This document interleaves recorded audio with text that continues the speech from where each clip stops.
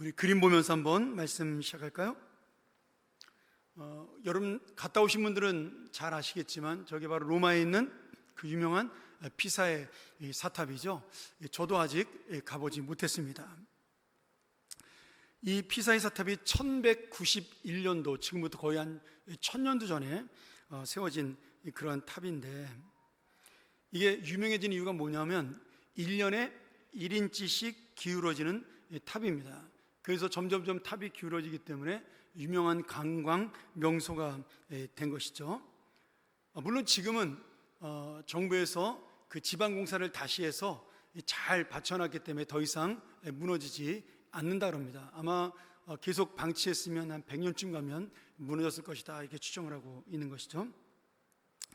원래 이게 이 피사의 사탑이 기울어지게 된 원인이 있는데, 그것은 기초공사가 잘못되었기 때문이다. 제가 건축에 대해서는 잘 모르지만 그렇게 책에서 읽었습니다. 이 피사 지역이 모래와 점토로 이루어진 연약한 지반 위에 세워졌습니다.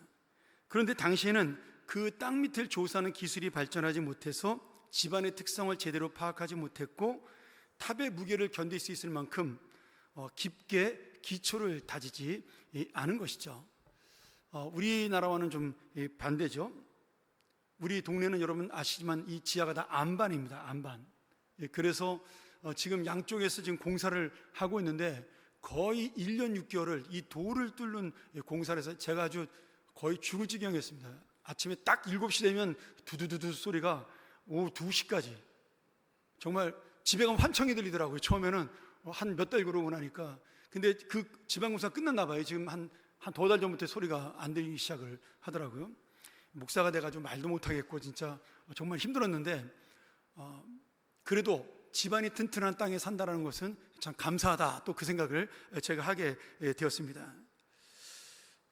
그래서 이 1173년에 이탈리아의 유명한 건축가였던 이 보라노 피사노라는 분이 이 설계도를 만들고, 건축 설계도를 만들고 이 착공을 시작을 했는데, 3층까지 공사가 진행되다가 이 피사의 사탑이 기울어지기 시작을 했어요. 집안 한쪽이 붕괴되면서. 그래서 공사가 중단되고 100년이 지난 다음에 1272년에 지오반니 디 시몬네라는 그 당시에 또 유명한 건축가가 대를 이어서 이 공사를 재개하게 됩니다. 그런데 이 두 번째 공사를 맡은 지오반니 디 시몬네가 굉장히 뛰어난 건축가였나 봐요. 지방 공사를 하지 않고도 건물이 기울어지는 것을 막기 위해 반대편 기둥은 짧게 하고 이쪽 기울은 쪽 기둥을 길게 세워서 안쪽에서 균형을 맞추는, 당시에는 놀라운 건축 기술로 꼭대기층까지 완성하는데 성공을 합니다. 사실 두 번째 건축가인 이 지오반니 디 시몬네는 이 탑의 기초가 잘못되는 것을 처음부터 알았으니까 철거하고 새로 짓는 것이 맞았지만 그렇게 하지 않고, 비용 문제니 여러 가지 문제가 있었겠죠. 자신의 건축 기술로 보강 공사를 한 것이죠. 처음에는 괜찮았어요. 그런데 시간이 지나면서 기초가 부실하니까 건물이 지금까지도 서서히 무너지는 형태로 남아있게 된 것입니다. 좋은 점도 있었죠. 피사의 사탑이 기울어진 덕분에 세계에서 가장 유명한 관광지 중에 하나가 되어서 1년이면 수십만이 찾아오는 유명한 명소가 되었습니다. 지금은 또 안전하게 지방공사를 했으니까 더 그렇죠. 또 하나는 이 건축하는 사람들에게 있어서 큰 교훈이 됐다 그래요. 기초공사가 제일 중요하다는 사실을 보여주게 되었다, 이런 교훈을 제가 책에서 보게 되었습니다. 그런데 제가 공부하고 이제 유학할 때 리더십 공부하면서 이 피사의 사탑이 리더십과도 연관이 있다는 사실을 알게 되었어요.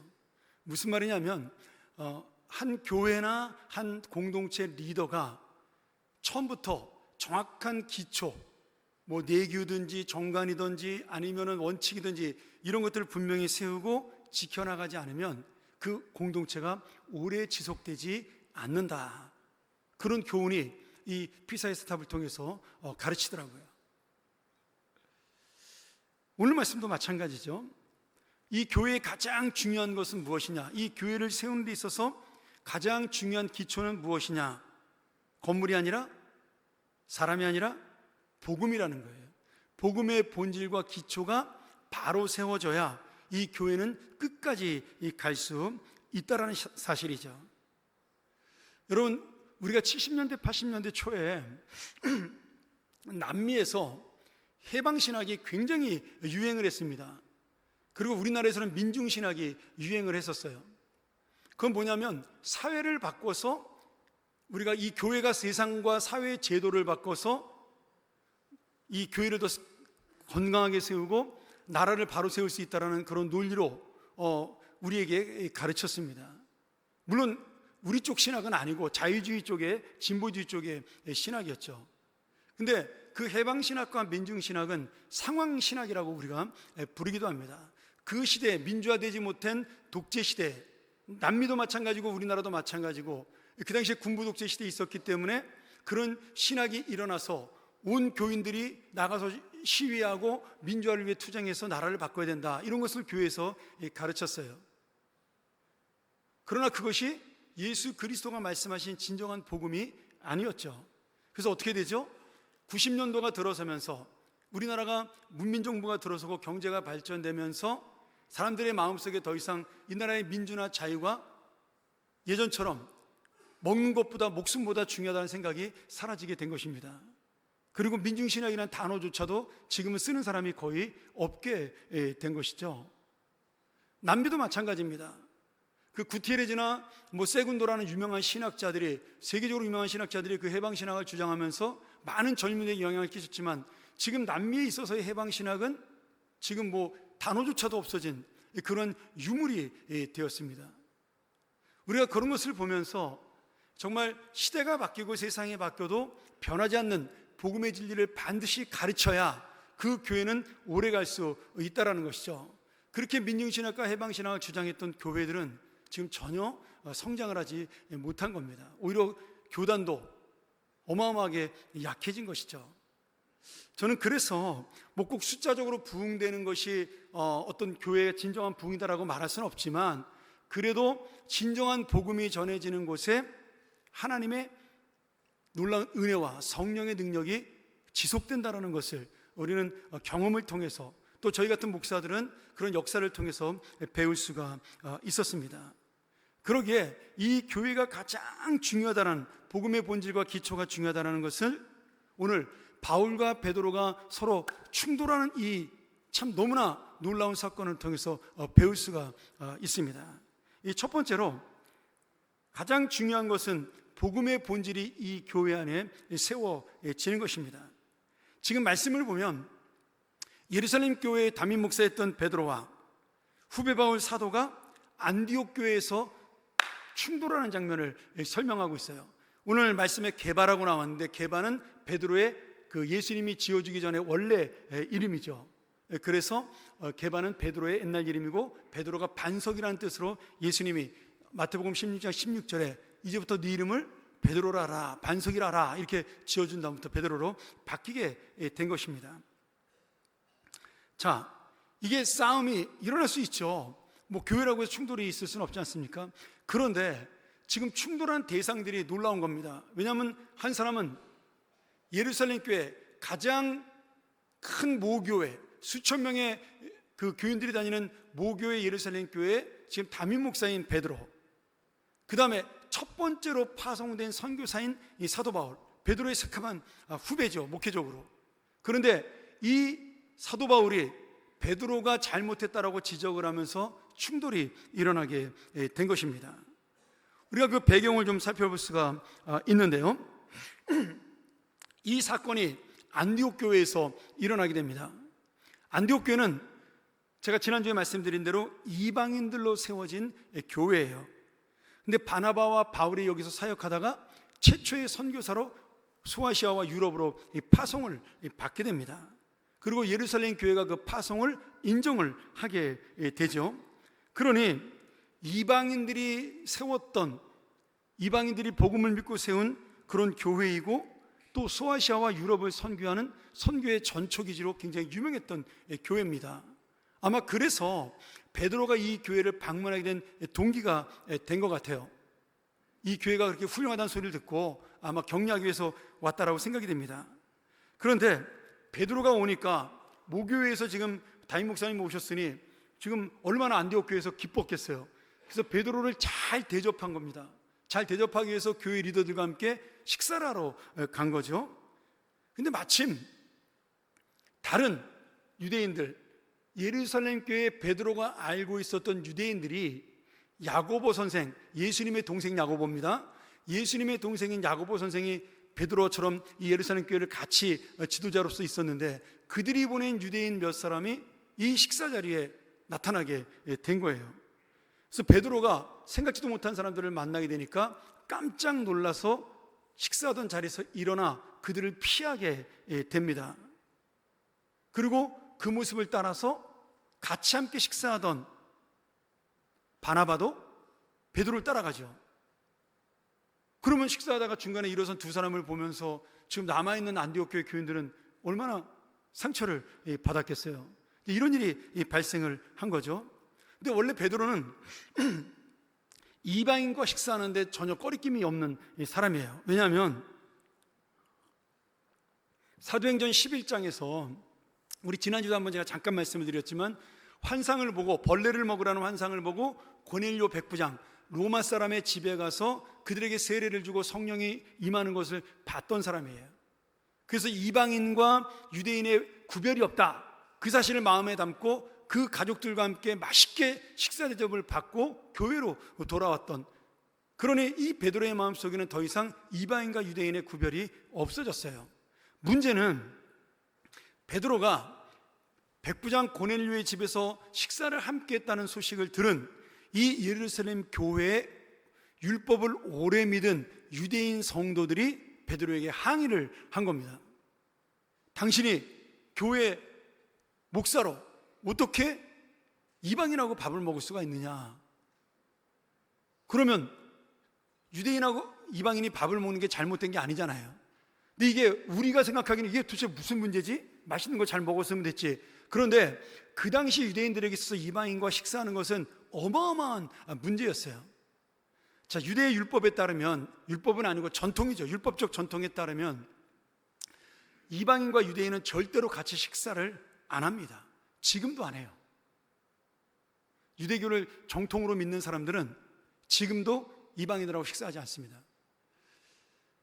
그리고 만약에 이방인하고 식사를 하려면 그 이방인이 하나님을 믿고 유대교 율법에 순종한다는 약속을 하고 할례를 받고 1년 동안 유대교의 율법을 지켜야 식사 자리에 참여를 시켜줬어요.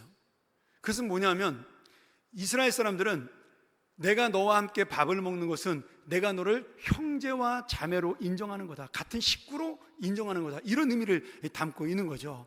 그래서 우리가 같이 밥을 먹는 거랑은, 인사로 식사를 대접하는 거랑은 완전히 다른 차원의 문제예요. 이 사람이 유대인이냐 아니냐를 결정하는 것이 바로 식사를 함께 하느냐 하지 않느냐에 달려 있었던 겁니다. 근데 이 전통을 가진 유대인들이 예수를 믿게 되었어요. 그러면 아니, 예수를 믿었으면 예수님처럼 차별 없이 밥을 먹어야지. 예수님은 창녀랑도 먹고 세리랑도 먹고 죄인이랑 밥도 먹었는데, 근데 여러분 한번 생각을 해보세요. 내가 30년, 40년, 50년을 율법을 믿고 살아왔는데, 그러다 갑자기 예수 그리스도의 복음을 듣고 교회를 나오게 되었는데, 내가 잠깐 동안 나온 교회의 그 어떤 법도가 제 마음에 더 익숙할까요? 아니면 수십 년 동안 내가 믿었던 율법의 전통이 저한테 더 익숙할까요? 이 문제라는 거예요. 이 문제. 우리 교회도 똑같습니다. 교회도 이런 일이 생길 수가 있어요. 복음과 상관없이. 무슨 말이냐? 예전에 우리 교회에서 복음성가를 부르지 않았습니다. 지금은 마음 놓고 복음성가를 불러요. 근데 여전히 우리 어르신들 중에는 복음성가가 불편한 분이 있어요. 그러면 그분이 불편한 게 죄인가요? 아니잖아요. 이거는 불편한 거지 익숙한 게 아니에요. 내가 잘 모르기도 하고, 또 요새 복음성가 이거 CCM이 다 전부 다 싱커페이션이 들어가가지고 다 엇박자잖아요. 저도 힘들어요, 어떨 때는. 그러니까 어른들이 그 노래를 따라 부르는 게 쉽지 않으니까 익숙하지 않아. 잘 못 불러. 근데 그걸 보고 당신이 왜 그 노래 안 부르는 겁니까? 이렇게 비난해서는 안 된다라는 거예요. 또 어른들은 우리 젊은 아이들이 좋아하는 춤추며 찬양하는 그 모습을 보고, 야, 거룩한 교회 와서 예배 시간에 너희 지금 뭐 하는 거야? 이래서도 안 된다는 거예요. 복음 안에는 자유함이 있기 때문에 그런 것이죠. 그러니 양쪽 다 이해를 해야 되는데 익숙함과 익숙하지 않은 것에 충돌이 일어났는데 지금 미성숙한 성도들, 성숙하지 못한 성도들은 내가 믿는 것처럼 너도 믿어라라고 강요를 하는 거예요. 근데 지금 베드로가 누구예요? 담임 목사니까, 지금 이 큰 교회를 담임하고 있는 사람이니까 당신이 하고 있는 행동 하나하나가 우리들에겐 거울이다. 그러니 이방이라고 밥 먹으면 안 된다라고 생각을 한 거죠. 그래서 베드로도 그 다음부터는 이방인하고 밥을 먹는 것이 죄는 아니지만 굳이 성도들을 오해하게 만들고 불필요한 논쟁하기 싫어서 같이 밥을 잘 안 먹었어요. 그러다가 안디옥 교회로 온 거죠. 근데 안디옥 교회에 왔으니까 다 이방인이니까 그냥 거리낌 없이 식사를 한 겁니다. 근데 거기 마침 유대인들이 들어왔으니 당황할 수밖에 없었고, 그 당황한 베드로가 갑자기 내가 괜히 우리 성도들에게 오해받을 필요가 없겠다, 그냥 식사 조금만 하고 일어나자. 그리고 일어난 거예요. 여러분, 근데 바울이 이 모습을 봤어요. 12절에 우리가 한번 보죠. 12절에 보면 베드로가 할례자들을 두려워하여 떠나 물러가매, 이렇게 돼 있어요. 이게 참 재미있는, 물러가매라는 단어가 재미있는데 그냥 자리를 피했다라는 동사를 쓰지 않고 물러갔다라는 동사를 썼어요. 이 물러갔다라는 동사는 휘페호레센이라는 헬라어인데 꺼리끼다, 멀리하다, 움츠리다, 숨기다, 이런 뜻이 있어요. 전쟁터에 나가서 군사가 후퇴하다의 뜻도 있습니다. 그러니 지금 베드로의 행동은 자신은 한 교회를 담임하는 자로 지금 유대인 성도들을 위해서 한 것처럼 생각을 했지만 다른 사람들이 볼 때는 지금 베드로의 행동이 어떤 행동이에요? 도망간 거예요. 쉽게 말하면 이 복음대로, 원칙대로, 복음의 본질대로 살지 못하고 지금 피했다라고 생각을 한 겁니다. 여러분, 이게 왜 중요한 의미일까요? 지금 사도 바울이 왜 복음의 후퇴라는 단어를 쓰고 있을까요? 베드로가 성도가 아니라 교회의 리더였기 때문입니다. 일반 성도가 아니라 담임이었기 때문에 그런 것이에요. 왜냐하면 베드로의 행동 하나는 그 한 사람의 문제로 끝나는 것이 아니라 다른 모든 교인들에게 영향을 미칩니다. 베드로와 함께 식사하던 다른 성도들도 베드로처럼 피하게 되었어요. 심지어 안디옥 교회의 지도자인 바나바, 선교사인 바나바도 같이 피하는 행동을 하게 되었습니다.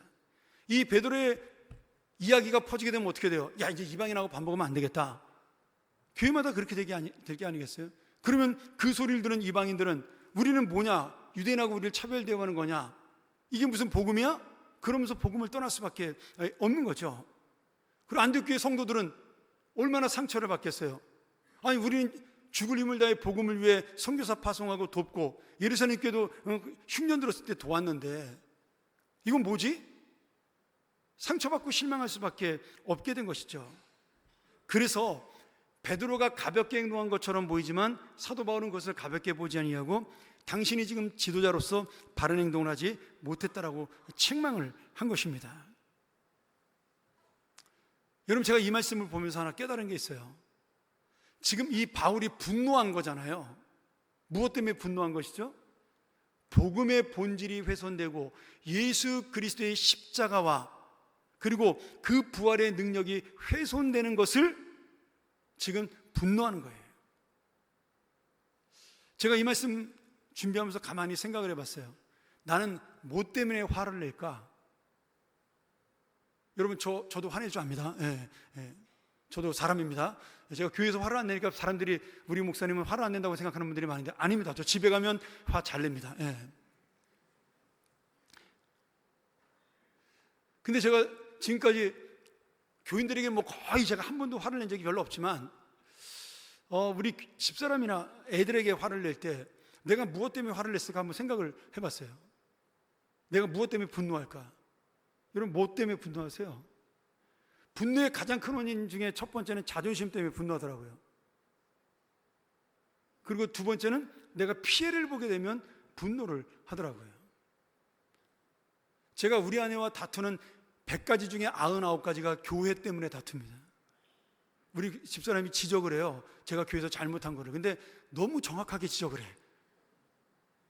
그래서 자존심이 상해가지고 제가 다퉈요. 근데 돌아보면 우리 아내 얘기가 틀린 게 하나도 없어요. 그대로만 행동하면 교인들한테 욕 안 먹을 것 같아요. 오늘도 오기 전에 한 가지 지적 당했어요. 지금도 2부 예배 들어오기 전에. 근데 그 얘기가 다 맞는 얘기예요. 근데 기분이 나쁜 거예요. 여러분 생각해 보세요. 하나님 나라를 위해서라면, 교회 공동체를 위해서라면, 영혼을 살리고 생명을 위하는 것이라면 분노해도 괜찮아요. 근데 그게 아니고 우리가 자존심 때문에는 쉽게 화를 내고 내 욕심이 채우지 않는 것 때문에 쉽게 분노하지만, 여러분이 정말 주님의 생명 때문에 분노하고 화내는 일이 얼마나 있을까요? 정말 별거 아닌 거 가지고 우리가 분노하는 모습을 보면서 한 번쯤 이 말씀 가지고 사도 바울의 분노를 깊이 있게 생각해 볼 필요가 있다라는 거예요. 제가 이 얘기하니까 재밌는 얘기 하나 생각이 나네요.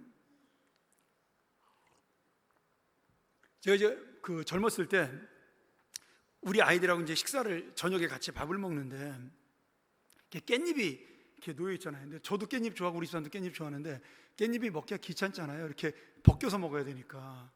근데 저는 뭐 당연히 어머니한테 그렇게 배워가지고 이제 아이들하고 식사하는데 우리 집사람이 깻잎을 벗겨놓으면 제가 홀라당 하나씩 다 갖다 먹은 거예요. 그 집사람이 짜증나잖아요. 그러니까 제가 이제 그때 뭐 이제 30대니까 이제 다시 깻잎 벗겨놓은 걸 제가 이렇게 먹으려고 딱 젓가락 얹으니까 우리 집사람이 젓가락을 딱 막더라고요. 당신이 벗겨 먹으라고. 내가 당신 벗겨주는 사람이냐? 그래서 내가 아니 이 사람아 그 깻잎 하나 가지고 치사하게 그러냐? 남편한테 그거 못 해주냐? 그래서 제가 이제 티격태격하니까 우리 아들이 옆에 있다가 아빠 쳐다보면서 이렇게 우리 한심하게 보면서 아빠 just 깻잎 그 깻잎 이제 미국이니까 영어로 얘기한 거예요. 그 단지 깻잎 한 장인데 그거 가지고 지금 다투는 거야? 그렇게 저한테 얘기하는데 제가 그날 엄청 창피하더라고요. 여러분 우리가 다투는 대부분은 뭐예요? 깻잎 한 장입니다. 그 제가 두말하지 않고 제가 띄어서 열심히 먹었습니다. 그리고 지금도 저는 띄어달라 소리 하지 않습니다. 그 이후로 제가 큰 교훈을 받은 거예요. 여러분 정말 분노할 일에 분노하시고 화낼 일에 화내시고 우리가 정말 개인의 감정 때문에 참으시는 여러분 되길 축원합니다. 그게 이 공동체가 사는 길이에요. 참 제가 한국교회 보면서 안타까운 점이 있어요. 한국교회가 분노할 때 분노하지 않고 엉뚱한 데다 분노를 발휘하거든요. 이 목사들이 실수하고 잘못하면 그것을 정확하게 지적하고 고칠 수 있도록 함께 가야 되는데 내가 좋아하는 목사님이니까 무조건 편들고 내가 좋아하는 사람이니까 무조건 내 편이라고 생각을 해서 진리가 바로 서지 못하는 거예요. 한 달 전에 저희 교회 중국의 청소년 아이들 와서 그 행사할 때 둘째 날인가요? 통일교 일본인 성도들이 저를 찾아왔어요. 그래서 뭐 영어 할 수 있는 목사님이냐고 물어보더라고요. 그러니까 이제 아무도 보니까 내가 영어 잘하는 줄 알고 착각을 해가지고 저한테 데리고 온 거예요. 그 얘기를 해보니까 무슨 얘기냐면 자기네가 일본인 통일교 신도들인데 처음에는 교회 성도라 그래가지고 난 또 들어오라 했더니 들어와서 한 얘기가 그러더라고요. 자기네가 통일교 성도라고. 어떤 얘기를 하냐면 편지를 저한테 하나 이렇게 영어로 된 편지를 주면서 지금 일본과 한국에서 우리 교회들이 핍박을 받고 있다 이렇게 이야기를 하더라고요. 교회들이 핍박을 받고 있다. 그래서 무슨 얘기인가 이렇게 들어보니까 일본에서는 그 아베 총리를 그 통일교 신도가 암살했잖아요. 그 이후로 일본에서 통일교를 압수수색하고 수사해서 어마어마하게 지금 통일교가 압박을 받고 있습니다. 근데 우리나라도 그 문선명 총재, 돌아가신 문선명 총재의 부인인 한학재 여사가 지금 통일교 최고의 지도자예요. 근데 그 양반이 지난번 라스베가스에서 도박하다가 몇 억을 날렸죠. 그리고 이번에 뭐 이렇게 뇌물 준 것이 걸려가지고 수사를 압수수색을 받게 되었어요. 그런데 지금 그것을 교회가 핍박을 당한다라고 저한테 와서 같은 교회로서 여기에 대해서 항의해달라고 부탁을 하더라고요. 제가 영어도 못하는데 막 머리에 쥐가 나더라고 얘기를 듣는데 듣고 나서 이해가 되는데 이거 설명을 해야 되겠는데 제가 영어가 짧잖아요. 성격도 또 급하지니까 말이 잘 안 되는 거예요. 그래서 딱 정확하게 그 얘기했어요. 이거는 신앙의 문제가 아니고 크리미널 프로블럼, 범죄의 문제다. 그러니 우리가 전혀 우리 교회는 문제가 되지 않는다. 그리고 우리는 여기에 관여할 수 없다. 잘못했으면 용서를 구하는 것이 교회의 성경의 원칙이다. 이제 그들은 성경을 믿지 않으니까 뭐 제 말 안 들었겠죠. 그러니까 좀 당황하면서 황당해 하더라고요. 그래서 제가 잘 돌아가시라고 제가 기도는 하겠다. 당신의 종교가 올바로 갈 수 있도록 기도는 하겠다. 여러분 그렇잖아요. 그들이 분노하는 이유가 옳음을 위해서 분노하는 것이 아니라 내 편이기 때문에 분노하는 거잖아요. 그래서 잘못된 거라는 말씀이에요. 근데 우리도 그럴 수 있다라는 거예요. 오늘 여러분 사도 바울이 분노하는 이유는 뭐예요? 지금 복음이라는 거예요. 진리라는 거예요. 오늘 우리 모두도 정말 개인의 감정이 아니라 하나님의 복음을 위해, 영혼을 위해 가장 중요하게 여기는, 가장 소중히 여기는 그런 교회가 되고 우리의 삶이 되기를 축원합니다. 두 번째로, 오늘 아멘 소리가 좀 작네요. 복음을 위해서는 무엇인지 양보하고 서로를 이해할 수 있어야 돼요. 제가 베드로의 입장에서 생각을 해봤습니다. 여러분 베드로는 지금 목사예요. 그리고 바울은 선교사입니다. 입장이 다르죠? 베드로는 교회 리더로 성도들을 생각하는 목회를 해야 합니다. 예루살렘 교회는 많은 유대인 성도가 수천 명이 있어요. 그리고 복음을 받아들인 지 얼마 안 된 사람들이 훨씬 더 초신자들이 많습니다.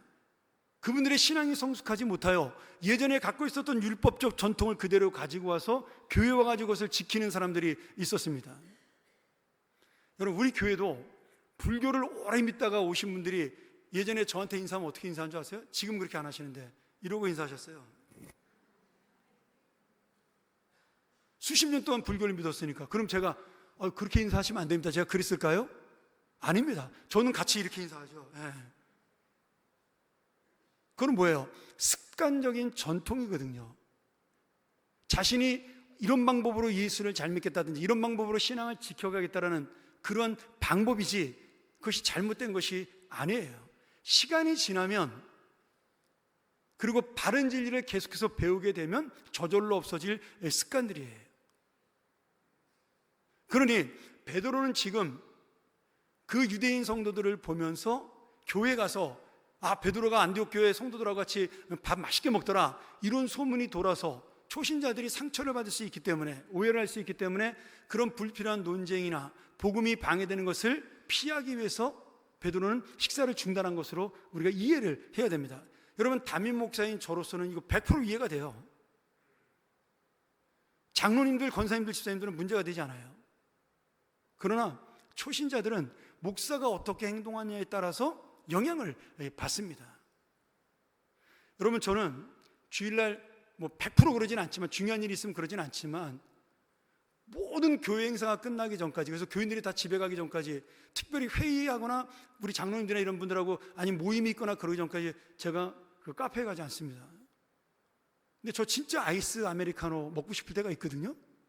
식사하고 난 다음에. 근데 제가 만약에 이 주변에 카페가 우리 교인들이 많은데 목사님이 커피 마시러 왔어. 야, 그러면 주일날 맘 놓고 그렇게 마셔도 되는 건가? 그럼 제가 오픈을 완전히 해버리게 되는 거예요. 그래서 조심스러워서 먹는 거는 자유지만 그것이 죄도 아니고 문제도 되지 않지만 저는 조심을 하는 겁니다. 그게 뭐냐면 목사가 갖고 있는 성도를 향한 마음이에요. 또 새가족부에서 아이스커피 요새 가끔 맛있게 줍니다. 그럼 한번 생각해 보세요. 지금 베드로의 입장에서 보면 억울하잖아요. 난 나 나름대로 여러 가지 생각을 해가지고 그렇게 피한 것인데 이 새카만 후배가 와가지고 당신 그따위로 하면 안 된다고 이렇게 손가락질하면서 막 사람들이 많은데 지적을 해낸 거예요. 지금 당신 진리를 거역한 거라고. 얼마나 창피하고 황당하고 어이없고 화나고 그러겠어요. 우리 교회 선교사님이 와가지고 나한테 그런 거라고 생각한다면 교인들이 다 보는 자리에서 저한테 막 대들면서 싸웠다 그러면 그것만큼 창피한 게 어디 있겠어요. 그런데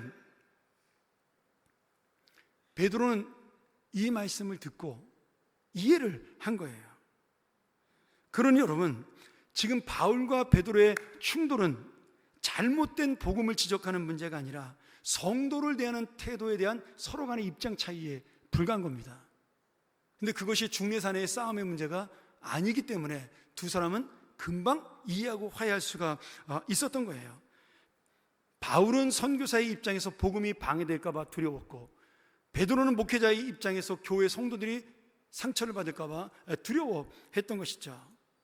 그래도 지금 충돌이 일어난 장소가 예루살렘 교회가 아니라 이방인 성도들이 세운 안디옥 교회이기 때문에 철저한 복음의 본질로 선교해야 될 그 교회에서 이런 일이 벌어졌기 때문에 베드로가 잘못했다고 인정을 하게 된 것입니다. 바울도 그런 안타까운 마음으로 베드로를 야단친 거고요. 근데 제가 이 말씀을 보다가, 그러면 바울이 책망한 다음에 베드로가 어떻게 했을까 궁금했어요. 여러분 안 궁금하세요? 야, 네가 나한테 어떻게 나이 어린 녀석이 이럴 수가 있어. 내가 너를 선교사로 세우려고 얼마나 노력을 했는데 교인들이 반대한 거 내가 다 막아줬는데, 이랬을까요? 아니면 바울이 베드로에게 내가 성격이 급해가지고 실수했는데 잘못했다고 그랬을까요? 근데 더 이상 본문에 이야기가 나오지 않아요. 그냥 지적했다로 끝나요. 책망했다로. 근데 이 베드로의 태도가 어떤 것인지, 그 책망을 듣고 나면 베드로가 어떻게 했는지 알 수 있는 본문이 다른 성경에 나옵니다. 베드로후서 3장 15절에 보면 그 하반절에 이렇게 되어 있어요. 빨간 글씨 한번 보세요. 우리 사랑하는 형제 바울도 그 받은 지혜대로 너희에게 이같이 썼다. 그 받은 지혜가 뭐예요? 복음의 본질을 정확하게 가르치라는 분별력이에요. 그리고 너희에게 그 복음을 정확하게 쓴 것이다, 이렇게 평가를 했어요. 그러니 베드로가 지금 어떤 마음이라고요? 내가 지금 안디옥 교회에 와가지고 실수했구나, 마음을 먹게 한 거예요. 그리고 아마 미안해, 내가 잠깐 급해가지고 실수한 것 같다, 그렇게 사과하고 잘 끝났을 것이라고 저는 생각이 들어요. 왜냐하면 그 이후에도 예루살렘 교회와 안디옥 교회는 계속 사이가 좋았고, 계속 2차 3차 전도여행 파송을 했고, 그리고 베드로와 바울도 아무 문제 없이 모든 것이 다 이루어졌기 때문에 그렇습니다. 여러분, 베드로나 바울이나 그들의 중심에 뭐가 있어요? 오직 복음, 오직 영혼, 오직 생명, 이것만이 있었기 때문에 내 감정, 내 자존심, 나의 모든 문제가 아닌 오직 주님의 문제만이 가장 중요했던 것이에요.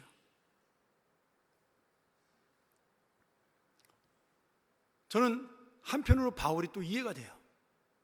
지금 막 이방 복음의 문이 열려가지고 지금 막 복음이 전달되고 있는데, 이거 베드로 사도가 와가지고 실수하는 바람에 복음이 망가지면 어떡하나, 얼마나 마음이 안타까웠겠어요. 우리가 지난번에 배웠지만 갈라디아서 1장 8절에 바울이 뭐라 그래요? 야, 천사도 다른 복음 전하면 저주받아, 이렇게 말할 정도로 이 갈라디아서에서 바울이 정말 무섭게 이단들을 책망하는데, 그 바울의 마음이 얼마나 안타까웠겠어요. 여러분, 바울이 지금 이 사건을 기록한 이유를 생각을 하셔야 돼요. 바울이 베드로를 내가 야단쳤어, 이 말을 하기 위해서 한 것이 아니에요. 그 누구도 이 복음의 진리를 훼손할 수 없다, 예수 그리스도의 십자가와 이 부활의 능력을 그 누구도 바꿀 수 없다는 것을 강조하고 또 강조하기 위해서 이 사건을 기록하고 있는 것입니다.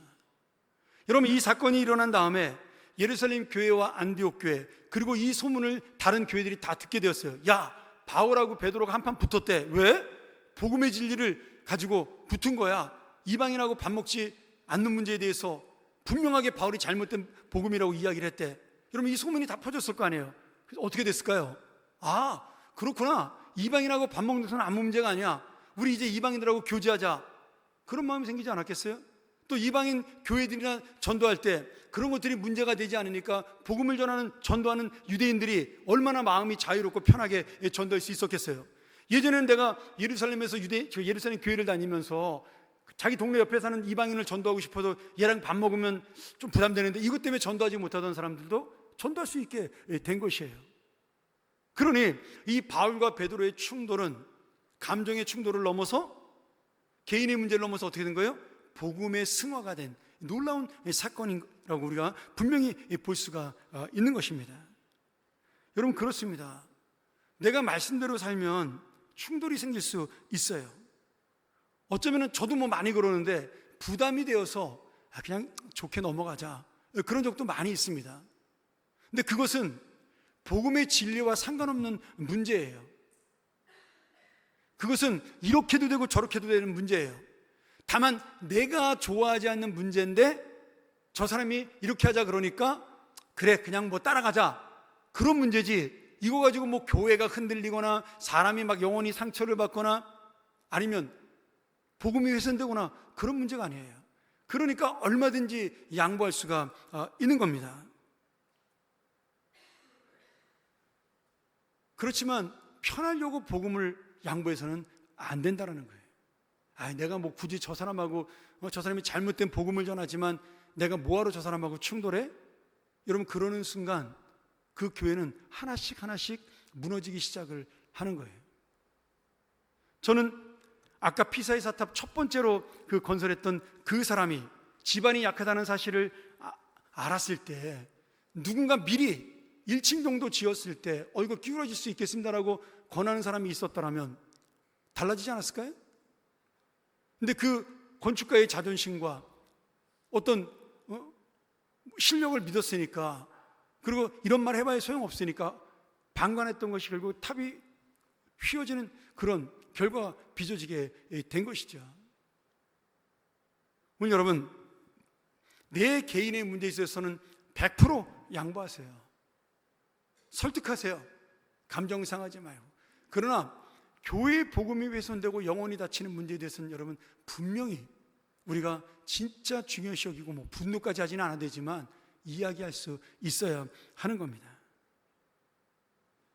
여러분, 그게 대선배인 베드로를 책망했던 바울의 마음이에요. 제가 말씀 정리하죠. 이 말씀 준비하다가 이단에 대한 말이 생각이 났어요. 이단은 달을 이자에 바르게 할 단자 또는 끝단자 실마리 단자를 씁니다. 근데 원래 이단에서의 그 뜻을 쓰기 위해서는 바르다와 바르게 하다라는 두 가지 의미로 이 이단, 그러니까 바른 것과 다르다는 뜻으로 이단이라는 단어를 만든 거예요. 근데 우리는 잘못 해석할 때가 있죠. 이 끝단자를 써가지고 이단은 다 갖다가 끝이다는 것이 이단이다, 그렇게 생각하는 사람들인데 아닙니다. 그게 아니고 이단은 처음부터 끝까지 다 올바르지 않은 바르지 못한 잘못된 복음이에요. 진리예요. 잘못된 진리. 그래서 우리 교단에서 발행한 이단 사이비 연구 보고집에 보면 이단의 정의를 이렇게 이야기하고 있습니다. 이단은 시작은 같지만 끝이 다르다, 그런 뜻이 아닙니다. 이단은 처음부터 끝까지 바르지 않은 잘못된 거짓된 사설을 전하는 것을 우리는 이단이라고 정의합니다. 이렇게 돼 있어요. 근데 우리가 이런 눈에 보이는 신천지 이단, 구원파 이단, 하나님의 교회 이단, 이런 것들은 목사님이 정확하게 알려주기도 하고 보면 표시가 나니까 이단이구나, 그렇게 할 수 있는데 눈에 보이지 않는 이단이 우리도 될 수가 있다는 거예요. 우리가 주님이 가장 자신의 목숨과도 같이 여겼던 영혼 구원, 생명 구원을 우리가 가볍게 여기고 다른 것을 더 소중히 여긴다면 그것이 바로 또 다른 이단이 될 수가 있다는 거예요. 겉은 멀쩡해 보이지만, 교회는 멀쩡해 보이지만 우리 교회에 진짜 복음이 살아있느냐, 진짜 영혼을 사랑하느냐, 이 문제가 우리 안에 깊숙이 모처럼 박혀있지 않으면 우리도 눈에 보이지 않는 잘못된 이단으로 갈 수가 있다는 것이죠. 사랑하는 여러분, 무엇이 가장 이 교회의 소중한 본질일까요? 우리가 무엇을 지키고 이 교회의 미래를 향하여 나가야 할까요? 이따가 우리 영상으로 에바다브 수련회한 걸 보지만 제가 이번 에바다브 가서 수련회 설교하면서 저도 은혜 받고 에바다브 원들도 참 좋아했어요. 근데 제가 에바다브를 보면서 안타까운 게 있습니다. 지금 전국에 있는 모든 장애인 부서들이 20대 초반이 한 명도 없어요. 청소년이 거의 없어요. 제가 알기로 우리나라에서 제일 큰 장애인 단체라는 미랄 단체에서 보고해 보면 큰 교회들, 우리가 알고 있는 몇만 명 되는 교회, 몇천 명 되는 교회도 장애인들 중에 청소년이나 청년이 거의 없어요. 제가 그 이유를 뭔가 생각을 해봤어요. 그리고 지난번에 한번 제가 부산에 동문수양에 가서 우리 부산에 미랄단장하는 친구랑도 그런 이야기를 나눈 적이 있어요. 처음에 교회가, 이 사회가 장애인들에게 아무것도 해주지 못할 때 우리 교회가 80년도에 에바다브를 만들고 그 에바다브원들에게 많은 도움을 줬습니다. 가볍게는 음식에서부터 아니면 그 생활비까지 지원도 해드렸어요. 그래서 많은 분들이 그 지원으로 인해서 교회에 나오게 되었습니다. 근데 제가 30년 전에 이 에바다브를 바라봤을 때, 그때도 저는 에바다브에 가서 설교를 자주 했으니까요, 복음이 별로 없어요. 예수 그리스도의 구원의 그 가르침이 별로 없었어요. 그냥 그들을 사랑하고 아끼고 대접하고 그것만 있었습니다. 그래도 그때는 그게 됐죠. 시간이 지났어요. 지금은 우리가 돕는 것보다 정부에서 돕는 장애인 지원금이나 혜택이 어마어마하게 많습니다. 우리는 이제 그 발끝도 못 따라갈 정도로 굉장히 많은 혜택, 집에서부터 시작해서 직장, 생활비까지 정부에서 다 보조를 해줍니다. 그러니 젊은 아이들이 교회에 나와도 별로 도움되는 게 없으니까 안 나오기 시작을 하는 거예요. 그럼 무엇 때문일까요? 그들에게 처음부터 복음으로, 처음부터 예수 그리스도의 구원의 능력으로 십자가와 부활의 은혜를 계속해서 강조하고 전했더라면 지금도 여전히 그 능력은 살아서 움직일 것입니다. 여러분, 에바다뿐만의 문제가 아니라 우리 청소년들도 마찬가지예요. 저들에게 좋은 장소를 주고 좋은 노래를 주고 좋은 그 간식을 주고 전혀 중요하지 않습니다. 그들의 마음속에 진정한 이 십자가와 부활의 능력이 심어지지 않으면 그들은 더 좋은 것이 생기는 날 바로 떠나게 됩니다. 이것이 생명이고 이것이 정말 영원이라는 그런 마음을 심어주지 못한다면 언제든지 그 아이들은, 그 청년들은 교회를 쉽게 떠나갈 수밖에 없는 거예요. 여러분, 우리 교회가 무엇을 지켜야 할까요? 우리 교회가 무엇을 붙들고 나가야 할까요? 오늘 다시 한번 사도 바울처럼 이 생명과도 소중한 복음의 본질을 믿고 지키면서 하나님의 진리에 순종하는 귀한 삶, 그리고 그것 때문에 하나님이 기뻐하셔서 우리에게 복을 주는 교회, 복을 주는 인생이 되기를 간절히 축원합니다. 우리가 천번의 시간 기도하기를 원합니다. 여러분, 이 세상이 아무리 변하고 이 세상이 흔들려도 변하지 않는 것은 오직 주님의 사랑이요 복음의 진리입니다. 오늘 우리가 이 복음의 진리, 내가 처음에 예수 믿고 하나님 이 영원한 생명 얻었으니 내가 주님 위에 살겠습니다라고 고백했던 결단, 어느샌가 사라지고 우리에게 혹시 종교적 의식만 남은 것은 아닌지요? 다시 한번 여러분, 내가 이 복음 앞에 나아가는 인생 되게 해달라고, 예수 그리스도의 십자가와 그 부활의 능력이 전부인 삶이 되게 해달라고, 우리 자녀들이 이것을 믿는 것이 살 길임을 깨닫게 해달라고, 이 땅의 삶이 아닌 저 하늘나라의 삶을 소망하는 믿음을 갖고 살게 해달라고, 우리 같이 한번 주님 앞에 간절한 마음으로 함께 기도하며 나아갑니다.